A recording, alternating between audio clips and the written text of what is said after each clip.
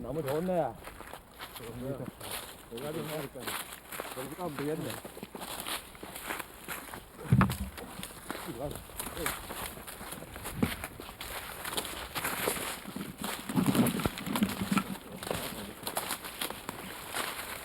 나무 이 정도면 뭐 여기 가면 좋네. 좋아. 오, 그만은 이거 뒤지 뭐. 예. 이제 해봐.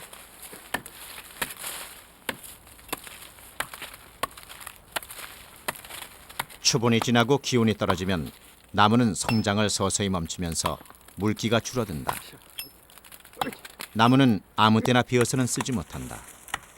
추분과 춘분 사이에 비어서 제재를 한 나무가 쓸모있다. 춘분이 지나면 나무에 물기가 올라 건조하는 기간에 자꾸 트집을 부리며 뒤틀리거나 벌어지게 된다. 따라서 벌목은 대부분 겨울에 하게 되는데 한옥의 목재로는 소나무를 제일로 친다. 그 중에서도 춘향목을 제일로 쳐서 궁궐 건축에는 춘향목을 많이 썼다.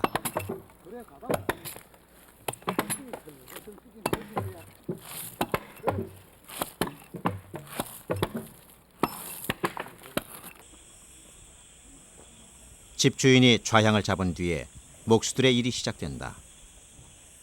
전체 집을 앉힐 좌향이 결정되면 도편수는 마당에 수평볼 기준틀을 설치한다. 이것을 설치해야 집을 똑바로 앉힐 수 있기 때문이다. 이렇게 해서 건물의 중앙을 관통하는 줄을 치며 이 줄을 이 집의 주축선이라 한다. 옛 목수들은 우선 큼직한 삼각형을 만들어 90도 각을 찾아내곤 했는데 이렇게 주 부축선을 치는 일을 청명본다고 했다.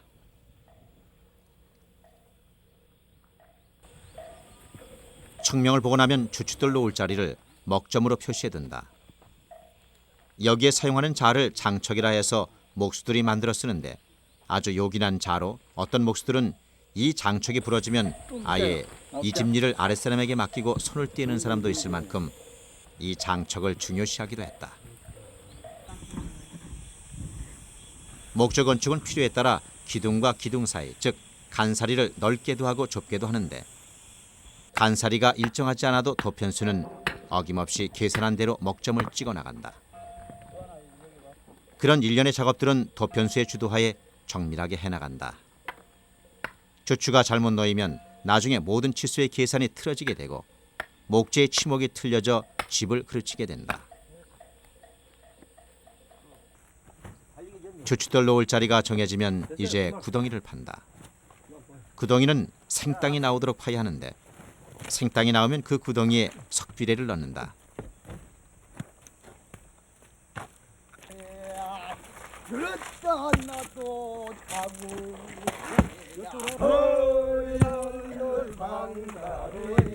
다 익은 사람을 보기도 좋게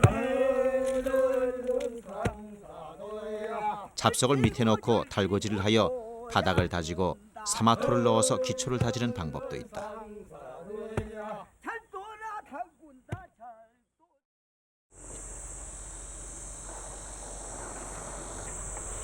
기초가 완료되면 주춧돌을 놓는다. 주춧돌도 기둥에 맞추기 위해서 기준이 되는 십반을 해놓는다. 통상 주춧돌은 강돌은 안 쓰고 산돌을 쓴다. 왜냐하면 물속에 있는 돌은 죽은 돌이라 해서 안 쓴다. 도편수는 주춧돌이 다 깔리면 주춧돌과 기준선이 얼마나 떨어져 있는지를 측정해서 주추 위에 써놓는다. 이것을 주춧돌 나이 매기기라고 한다. 지점에 딱 찍어가지고요. 예. 이제 여기 2푼이 떴으면 2푼을 떴다고 딱 뜨면 나중에 요 기둥은 요 줄에 딱 맞추려고 하면 2푼 길게 잘라야 되죠.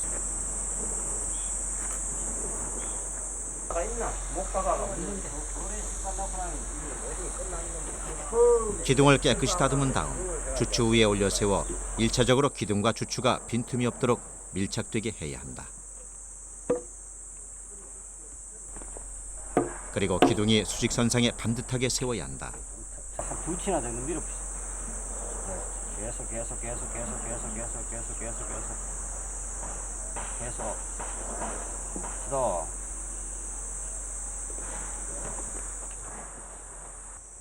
한 푼 땡기고. 밑에 주추가 평평하든 울퉁불퉁하든 기둥을 여기저기 고아가면서 동서남북 모든 면에서 보아도 기둥이 반듯해야 하기에 기둥의 4군데에서 추를 내려 수평을 보는 것이다.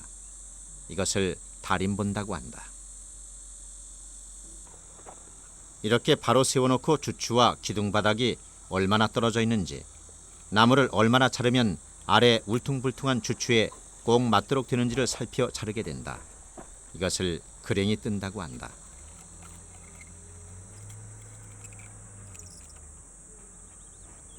지금 표시되는 대로 나무를 잘라내면 주추에 꼭 맞게 되는데, 밑에는 얼마를 잘라내더라도 위의 기둥 높이는 전 기둥이 일정해야 한다.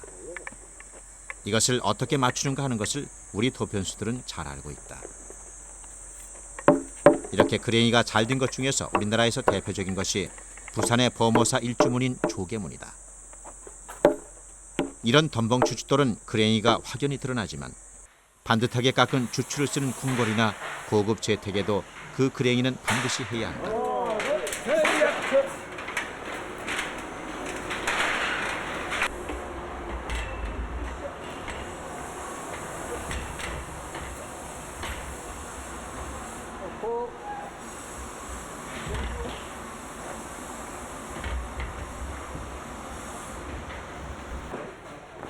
기둥 위에는 사괴라고 해서 사방에서 각종 부재들이 연결되어 하므로 미리 짜이고 꽂히는 것을 다 만들어 놓았다. 여기에 다림을 보기 위한 추를 얹고 기둥에 수직을 본다. 4곳에다 추를 내려서 보는 다림을 정식 다림이라고 한다.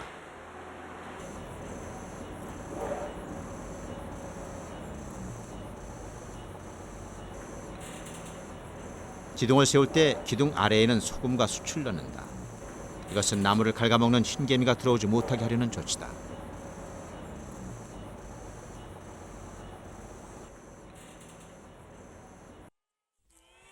기둥을 세울 쯤에는 각종 부재들의 치목이 다 되어간다.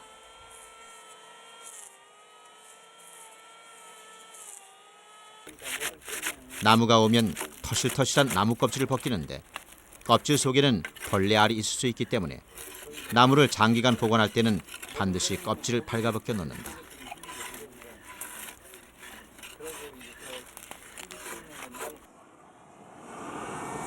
조선시대 홍만선이 지은 산림경제에도 나무를 베어서 불에 그을려야 벌레가 생기지 않는다고 하고 있다. 이렇게 그을은 후에는 청솔가지로 문질러서 나무 속에서 비어져 나온 송진이 나무에 골고루 묻도록 한다. 이것은 나무 속에 있는 송진이 나와서 나무에 피막이 되게 하기도 하지만 역시 벌레에 대한 예방책이기도 하다.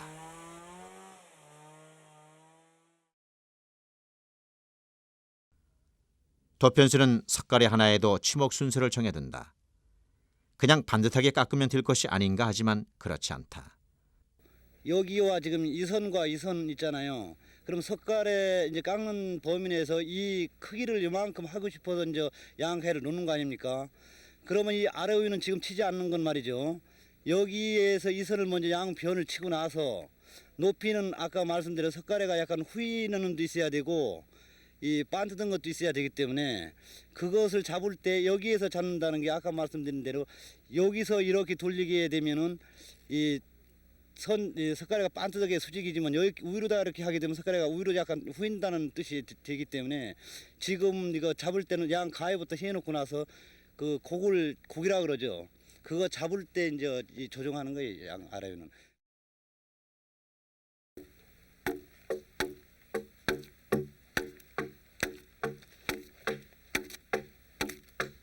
특히 치목장의 이 자귀질꾼을 배깎기라 부르기도 했다.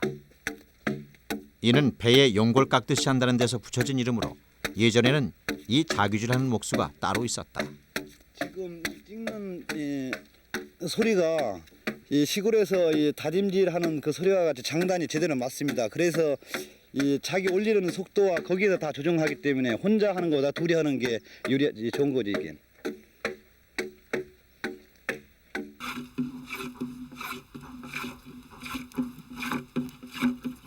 석가래 하나만 해도 손이 여러 번 간다.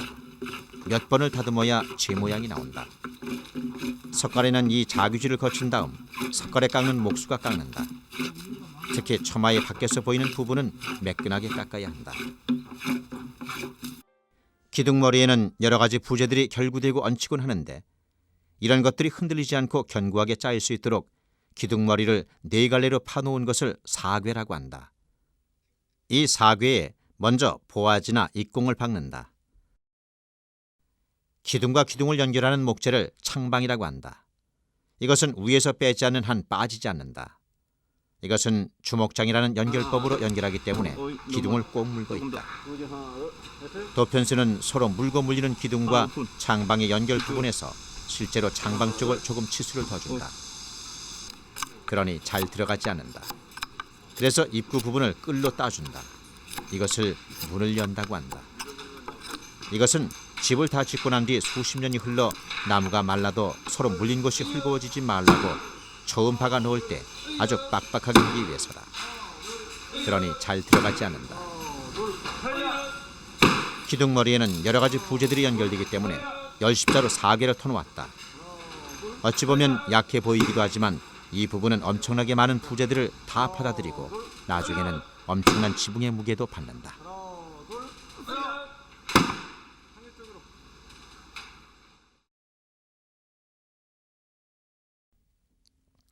기둥 위에 창방과 보아지나 입공을 끼워 나가면 기둥과 기둥이 서로 물게 되어 제법 탄탄해진다. 예전 목수들은 덧집이나 거푸집이 없을 때 그 기둥 위로 걸어 다녔다. 우리 한옥에는 여러 가지 기둥을 쓰지만 그 가운데서도 유독 모서리에 세우는 귀기둥은 다른 기둥들보다 길이를 조금 길게 한다. 이것이 귀소슴인데 이 역시 우리 한옥의 한 특색이다.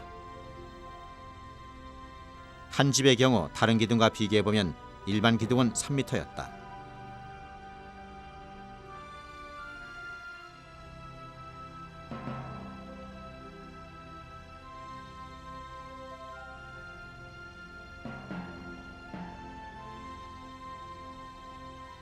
그러나 모서리의 귀기둥은 3m 5cm가 나온다. 왜 이렇게 높여놓았을까? 이렇게 해놓지 않으면 지붕이 크고 넓게 보이기 때문에 양쪽의 지붕이 처져 보이게 된다. 이런 착시 현상을 교정하기 위한 기법이 바로 귀소스입니다. 가정집에서는 안 쓰는 곳도 있으나 큰 건물이나 궁궐에는 반드시 적용시키는 기법이다.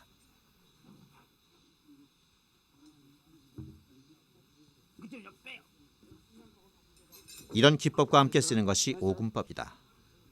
이것은 넓고 큰 지붕이 위에 있기 때문에 앞에서 보면 기둥이 양쪽으로 벌어져 보인다. 이것을 막기 위해서 제일 가에 있는 귀기둥을 안쪽으로 숙여 놓는다. 이런 기법은 이미 옛부터 있어온 기법이다. 이렇게 함으로 해서 목재의 치수가 달라진다. 도편수는 이 기법에 대응해서 기둥을 높게 계산해야 하고 안오금이 적용되는 곳에는 다른 곳보다 짧게 부재를 치목해야 한다. 안오금법은 관아나 사찰 등 큰 건물에는 반드시 적용시켰으나 살림집도 작은 데는 안 쓰는 곳이 있었다.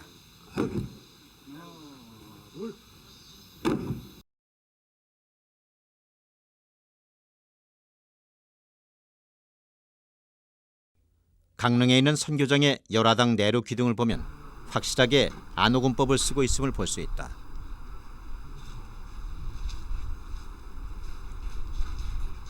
내루 기둥이 위로 갈수록 뒤쪽으로 숙어 있는 것이 확연히 보인다.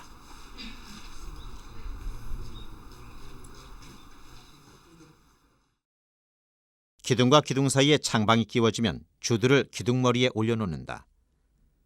기둥머리에 사갈 턴 곳에는 보아지가 끼이고 양쪽에서 창방이 주먹장으로 꽉 끼어 있다. 이 위에 주두가 올라간다.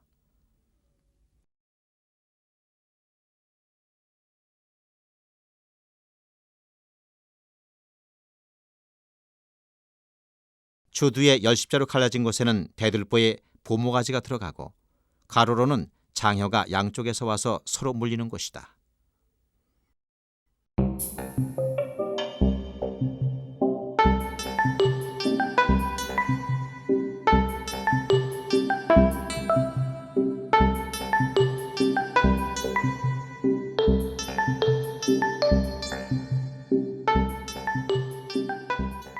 주들은 기둥마다 올려야 하므로 기둥 숫자대로 만들어야 한다.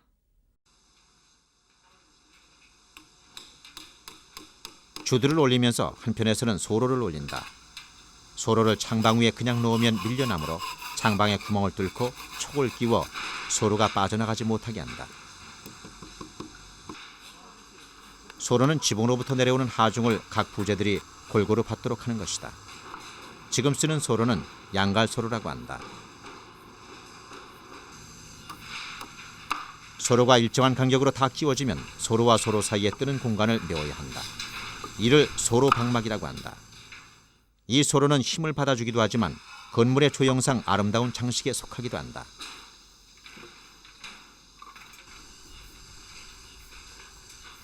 소로와 소로 방막이가 다 끼워지면 그 다음 단계로 소로 위에 장혀를 올려야 한다. 장혀는 기둥과 기둥 사이의 길이와 같이 길다. 장혀 위에는 둥근 도리가 올라가므로 장혀의 윗부분은 오목하게 파놓았다. 장혀는 굴돌이 집에는 반드시 있어서 둥근 도리를 밑에서 받쳐준다. 둥근 도리가 꼭 끼게 하기 위해서다.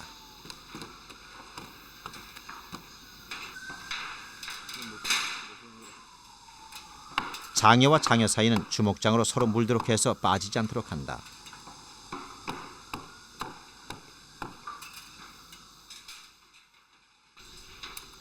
장여의 한쪽에는 보류라고 써있다. 이 장여가 휘기둥 위에 얹힐 때는 다른 장여와 열십자로 결구되기 때문에 그것을 따내야 하나 도편수는 따내지 말도록 보류라고 해둔다. 가운데 기둥부터 하나하나씩 장여를 올려가면서 가쪽으로 나오기 때문에 미리 따놓으면 나중에는 안 맞을 수 있다. 그래서 이것은 따지 말고 보류시켜 두었다가 현장에서 결구해보고 그 위치를 잡아서 따내는 것이다. 그러나 지금 보는 것과 같이 미리 치목할 때 잡아둔 위치가 그대로 맞아떨어진다. 이것이 바로 유능한 도편수인 것이다. 이쪽으로 해서 이 꽁이 받아주니까 이걸 받을 짝을 만들고 이놈은 엎을 짝을 만들자고. 그래요. 그렇게 해야 우선 이렇게 놔두고 은행에 돈이 여기 거.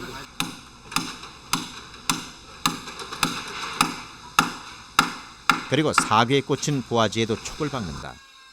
이것은 대들보나 툇부가 올라타면서 지진이 나도 빠지지 말라고 보예패 바닥에 꽂히는 것이다. 이 조그마한 촉이 그 큰 들보를 빠지지 않게 하는 역할을 한다니 믿기지 않을 정도다.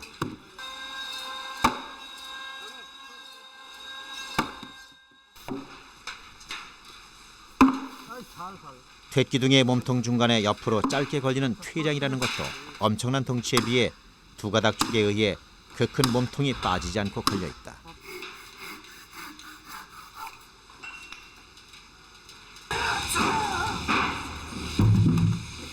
주두 작업과 퇴장 작업이 계속되고 있을 때 대들보를 치목한다.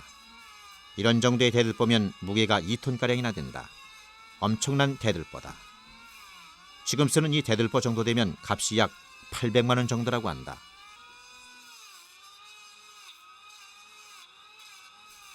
도편수는 대들보 목을 얼마만큼 따내야 할지 표시를 한다. 설계도를 보지도 않고 기본적으로 장혀가 들어가고 주두에 꽂히는 폭만큼을 표시한다.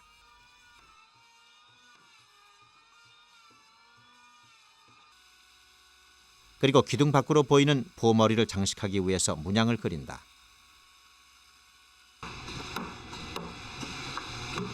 대들보의 두께가 한자 9치인데 보 목 부분은 조금만 남기고 다 따낸다.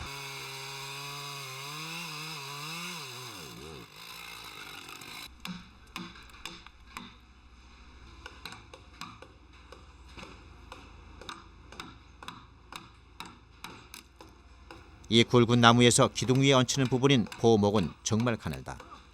이렇게 가늘어서 부러지지 않을까 하고 모르는 사람들이 걱정을 한다. 그러나 대들보는 보목의 힘으로 지붕의 하중을 받는 것이 아니라 대들보의 어깨인 주두에 걸리는 부분에서 하중의 많은 부분을 받기에 무리가 없는 것이다.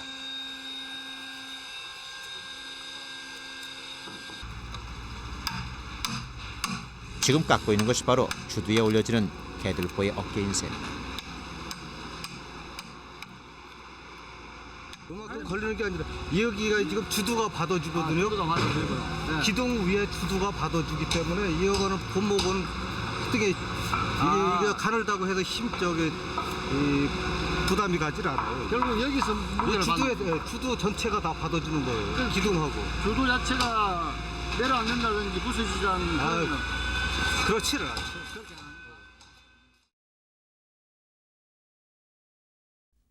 대들보는 한옥에서 가장 무겁고 큰 부재 중의 하나다.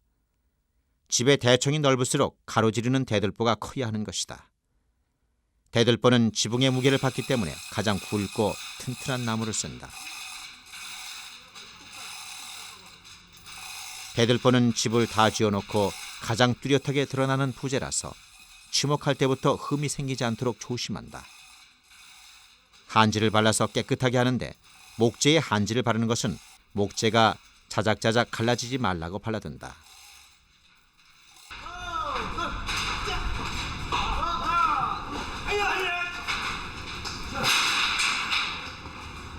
특히 봄이나 여름에 나무를 빌 경우에는 가옥이 한지를 발라둔다고 한다. 그러니까 이쪽 우선 가. 도편수의 지휘 아래 올리기도 하고 내리기도 하는데 잘못 다루어 대들보의 약한 목이 부러지면 그 큰 대들보도 아무 소용이 없게 된다. 요즘은 도르래나 기중기를 이용해서 올린다. 나무가 상할까 봐 여간 조심하는 게 아니다.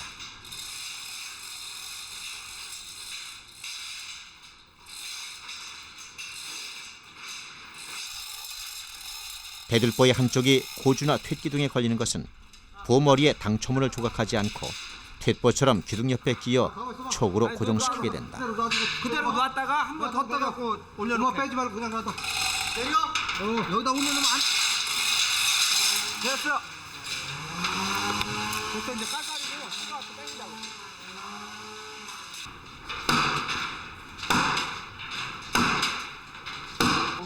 이렇게. 여자 이걸.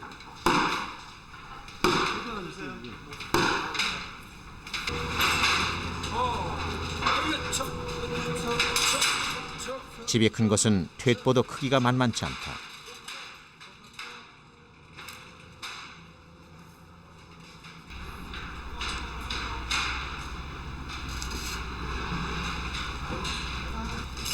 놔. 같이 해야 돼. 넣었어? 같이. 이쪽은 됐고 이쪽은 대들보의 몸통은 큰 데 비해 부머리가 달린 목 부분은 아주 가늘게 돼 있어 보는 이로 하여금 불안하게 한다. 그러나 목수들은 그렇지 않다고 한다. 부머리 부러지는 것보다 대들보 몸통 부러지는 것이 더 염려된다고 한다. 주인은 대들보 모가지 부러질까 울고 목수는 대들보 몸통 부러질까 운다는 말이 있다. 나중에 보면 알 수 있지만 이 집의 하중이 대들보에 걸리게 된다. 그러니 대들보를 잘못 쓰면 웬만한 대들보는 부러져 나간다.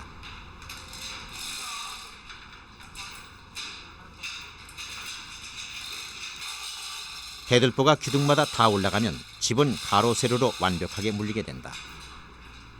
가로로는 창방이 끼어서 기둥과 기둥을 잡고 세로로는 대들보가 올라가 기둥이 흔들리지 않게 한다.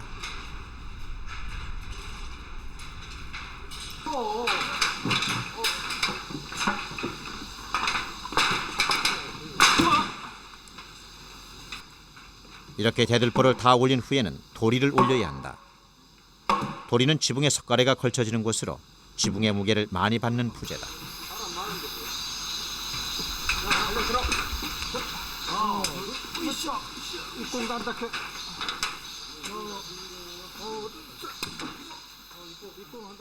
도리에는 둥근 것과 모난 것이 있다. 대개의 경우 남자가 거처하는 상체는 둥근 것을 쓰고 여자들이 거처하는 안채는 모난 것을 쓴다.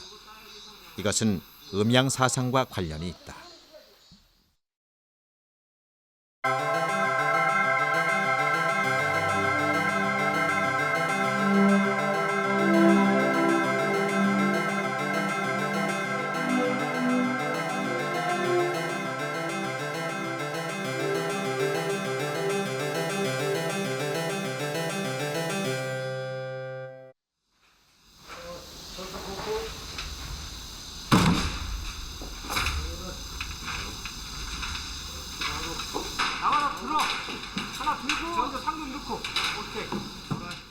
장여 위에 도리를 얹고 대들보의 목 부분에서 도리와 도리가 연결된다. 이러한 결구법은 집이 크나 작으나 같다. 가장 가에 올리는 도리가 주도리라고 한다.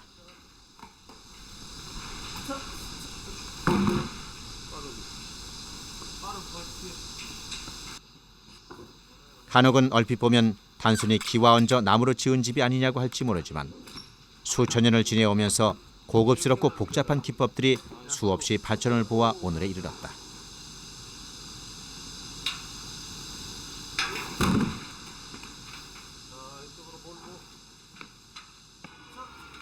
지붕을 떠받치는 구조도 매우 다양하게 결구된다. 집의 크기에 따라서 구조되는 방법이 다 다르지만 기본적으로 도리를 어떻게 쓰느냐에 따라서 집을 구분하기도 한다. 도리를 3개 쓰면 삼량집, 5개를 쓰면 오량집, 7개를 쓰면 칠량집이란다.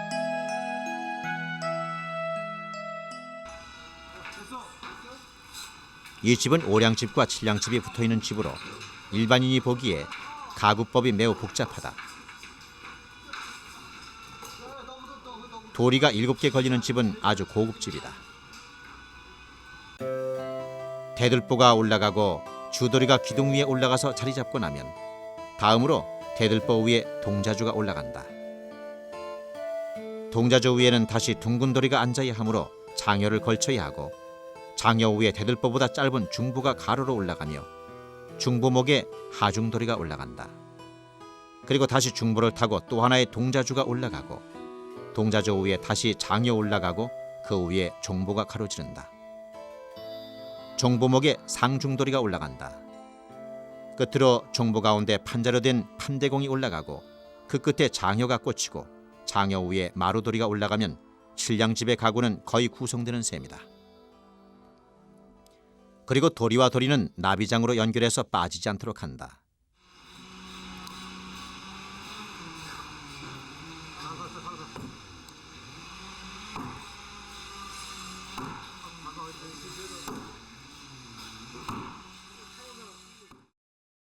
지붕의 물매를 이루는 기본 법식은 3번 변작법과 4번 변작법이 있는데 3번 변작법은 대들보를 3등분하고 그 3분의 1 되는 곳에 동자주를 세우는 것이고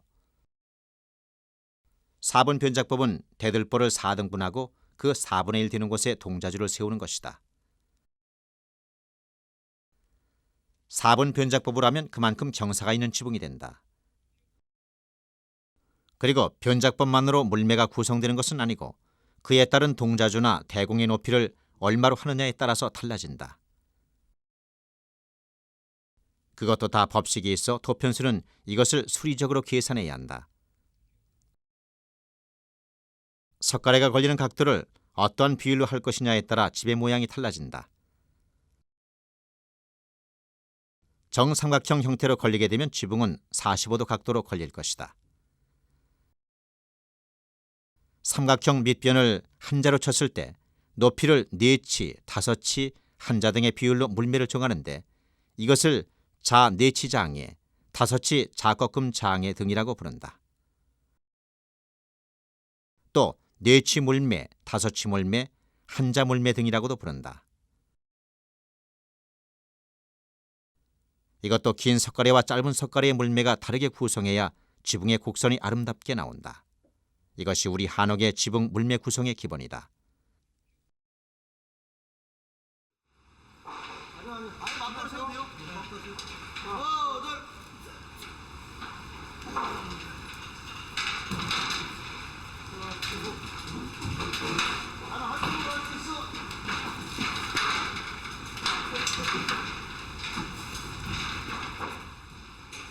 추녀는 집의 모서리에 설치되는 부재로 대들보 다음으로 무겁고 큰 목재다.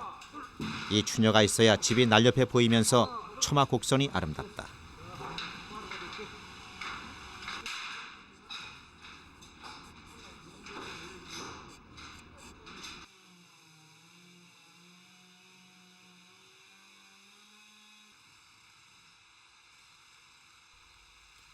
추녀를 모서리에 올리고 안정되게 자리를 잡기 위해서는 추녀 그랭이를 떠야 한다. 그랭이는 주도리 쪽과 중도리 쪽에 뜬다.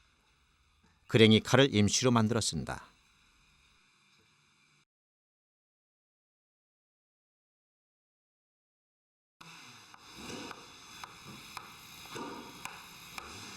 추녀가 뜬 만큼 도리를 깎아내면 추녀가 내려앉아 꼭 끼게 된다.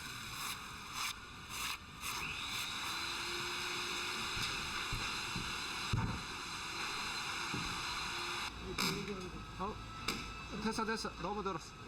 봐봐. 됐어.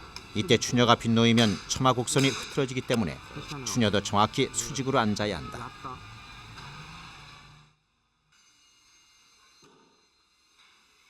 추녀 부분이 들림으로 해서 한옥의 아름다운 곡선이 나오는데 이 들리는 것을 추녀곡 잡는다고 한다.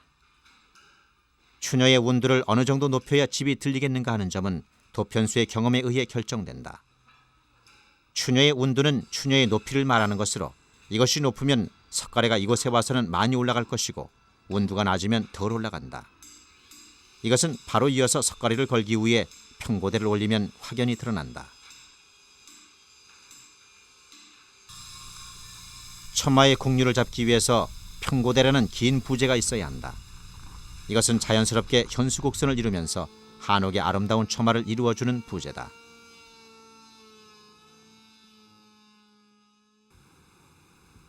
처마를 이루고 있는 것이 석가래다.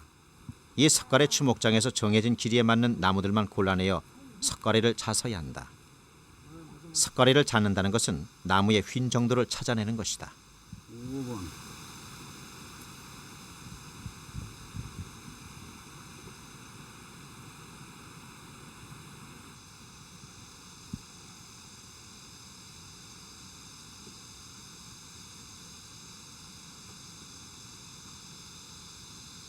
여기 요 현재 0번 있지 않습니까?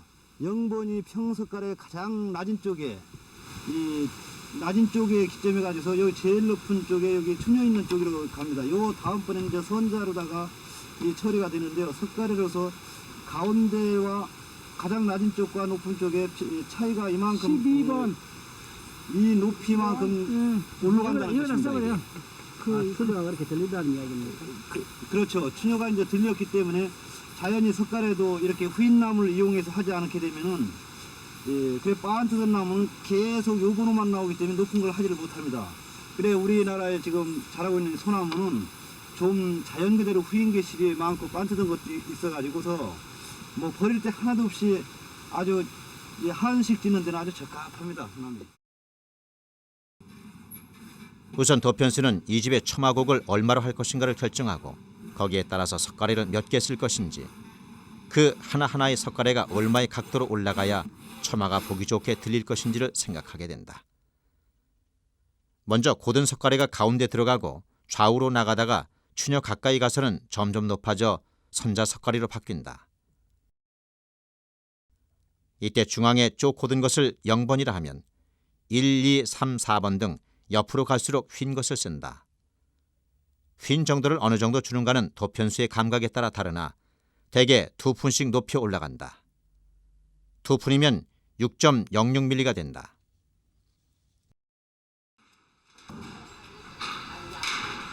저기 것도 저기 1번이요.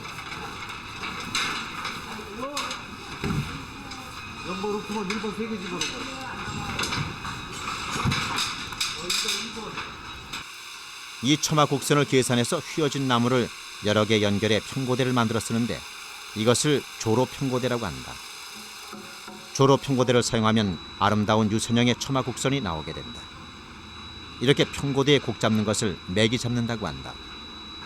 평고대를 하나만 쓰는 것을 호처마라 하고 초매기 잡는다고 한다. 더 올라갔어. 이거 받치고 못 박어.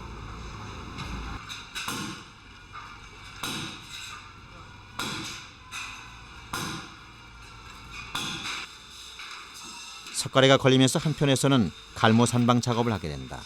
이것은 추녀 바로 옆에 붙는 것으로 선자 석가래가 올라가게 되는 받침대가 된다. 이것이 있어야 석가래가 추녀까지 올라가면서 처마의 곡선을 이루게 된다.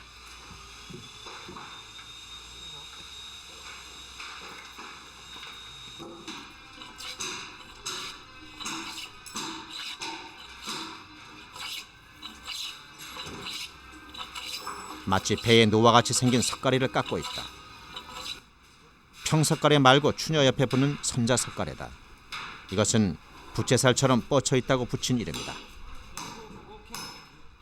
거기 표시를 해. 그냥 거기서부터 이쪽으로 먹을 다 때려. 응. 거기서 먹을 때리면 일로 돌아갈 거 아니라. 그지? 여기가 너무 붙였으니까. 선자석거리는 초장, 1장, 2장, 3장, 4장 하는 식으로 붙여나가는데 한옥의 날렵한 초마곡선의 마무리는 여기서 만들어진다.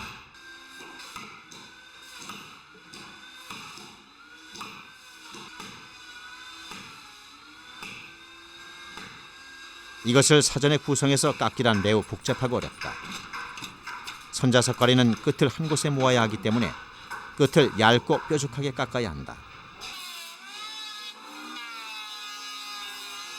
그리고 몸통이 서로 물려야 하므로 통으로 둥글게 하지 않고 사각으로 깎고 앞에는 보통 석가래와 같이 둥글게 깎는다.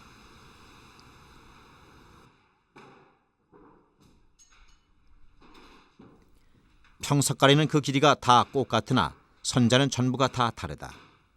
이런 까다롭게 이를 데 없는 것을 도편수는 그 수치를 계산해낸다.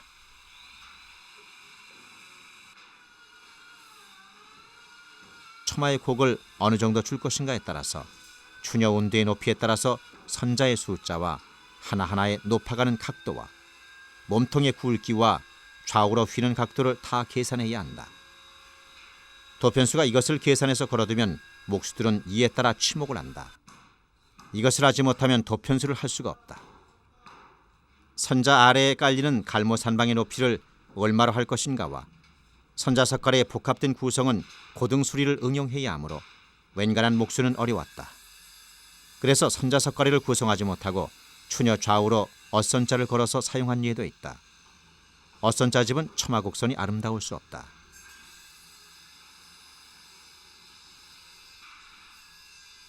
복잡한 미본에 의해서 이루어지는 선자석가리는 같은 일을 하는 목수들도 이해 못하는 사람이 많다. 선자석가래까지 끝내면 도편수가 수리적으로 계산해야 할 것은 거의 없다.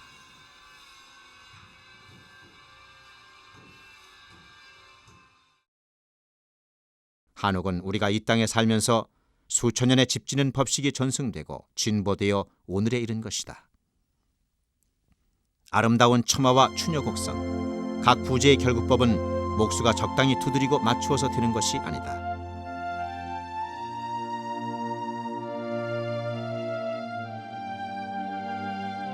한옥은 정확한 치목과 치밀한 계산으로 지어지며 그것을 이끌어가는 도편수와 부편수의 수리적 지혜를 그 바탕으로 하고 있다. 그리고 그에 따라 조립하는 목수들의 솜씨가 뛰어나지 않고는 지을 수 없는 집이라 할 것이다.